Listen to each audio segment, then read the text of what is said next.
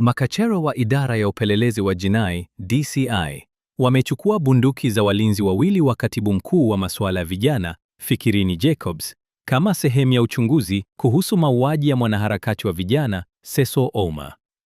Hatua hiyo inalenga kufanyiwa uchunguzi wa balistiki ili kubaini iwapo mojawapo ya silaha hizo ndiyo iliyotumika kufyatua risasi iliyomuua Ouma wakati wa tukio lililotokea katika eneo la Kariokoo, Nairobi, baada ya mkutano wa uwezeshaji wa vijana. Maafisa wa DCI pia wameendelea kuwahoji walinzi, mashahidi, pamoja na watu waliokuwa ndani ya msafara wa katibu mkuu wakati wa tukio hilo. Fikirini Jacobs amesema ameshirikiana kikamilifu na wachunguzi na tayari ametoa taarifa yake kwa polisi. Familia ya marehemu pamoja na wanaharakati wa haki za binadamu wameendelea kutaka uchunguzi wa haraka, wa wazi na wa haki ili waliohusika na kifo cha Cecil Ouma wawajibishwe kwa mujibu wa sheria. Uchunguzi wa DCI bado unaendelea, huku mamlaka zikisubiri matokeo ya uchambuzi wa kisayansi wa silaha na ushahidi mwingine uliokusanywa. He's my brother's best friend. He's called Paul. He said his life is at risk. He gave me my brother's cell phone and told me to come to Park Road Hospital, saying that he's running for his life. He might also be targeted.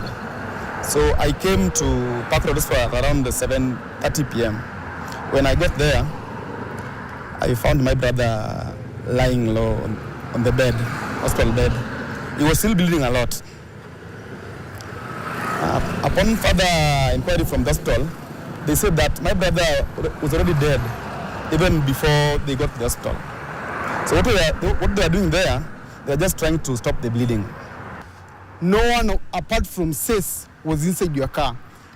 This is a question that requires a lot of answers from you, because from the ground it's clear that those people who are there chose Cecil to represent them as their representative, and you told them that you're going to give them a reimbursement that you promised. But ikifika time ya kupatiana pesa, you decided to kill this young man in a causeless way, in a manner that cannot even be explained to the public. So we are waiting for the autopsy, which we are organizing to be conducted tomorrow, na tujue what has really transpired. But even as that one is going on, we are asking the police to immediately arrest PS Fikirini and the bodyguard of the PS.